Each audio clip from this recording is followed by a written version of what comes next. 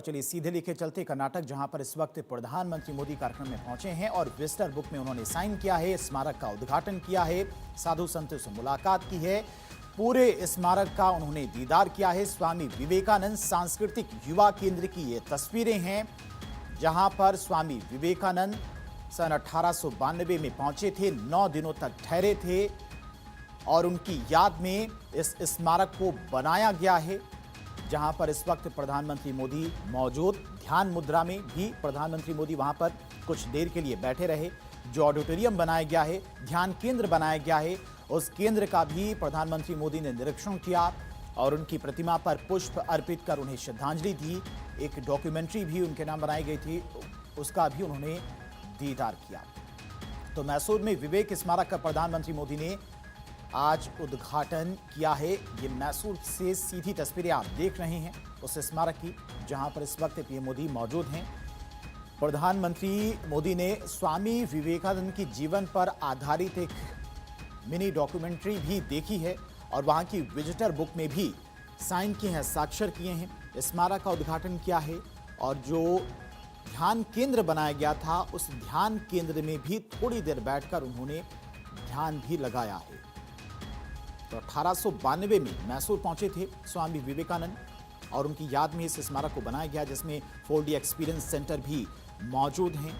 ये सीधी तस्वीरें आप देख सकते हैं। स्वामी विवेकानंद के सामने प्रधानमंत्री मोदी किस तरह से ध्यान मुद्रा में काफ़ी देर तक बैठे रहे, उन्होंने ध्यान भी लगाया। वहाँ पर मौजूद तमाम और साधु संतों से भी मुलाकात की, स्थानीय लोगों से मुलाकात की और उसके बाद स्वामी विवेकानंद की प्रतिमा पर पुष्प अर्पित कर उन्हें श्रद्धांजलि दी है।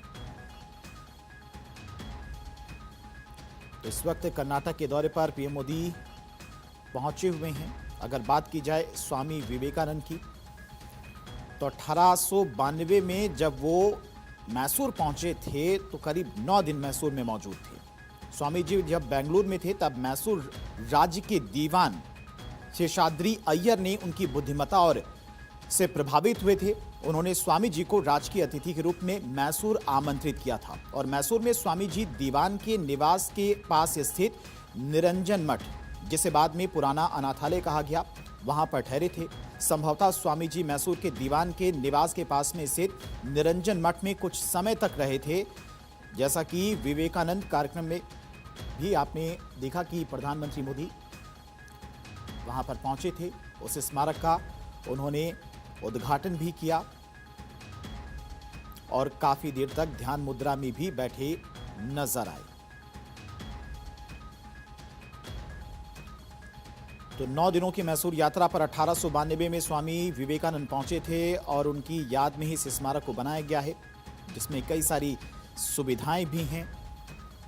81,000 वर्ग फुट में बने इस केंद्र में 4D experience centre, exhibition hall और 700 सीटों वाला एम्फी थिएटर, लाइब्रेरी और मेडिटेशन हॉल जैसी सुविधाएं उपलब्ध हैं।